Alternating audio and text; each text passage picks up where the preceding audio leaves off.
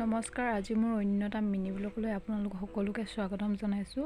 আৰু আজি মোৰ মিনি ব্লগটোত মইনো কেক কেনেকৈ বনাওঁ তাকে অকণমান দেখাওঁ বুলি ভাবিলোঁ। চাই যাওকচোন কেনেকুৱা লাগিছে কেকটো আৰু কেনেকৈনো বনাই তাকে চাই যাওক। আৰু কেকটো বনাই হোৱাৰ পিছত শেষত মই কেকটোৰ ফটো কেইকপিমান লগাই দিছোঁ। কেনেকুৱা লাগিলে আপোনালোকে জনাব। আৰু যদি কেকৰ লং ভিডিঅ' লাগে তেনেহ'লে মোক কমেণ্ট কৰি জনাব। লাইক আৰু শ্বেয়াৰ ছাবস্ক্ৰাইব কৰি দিব।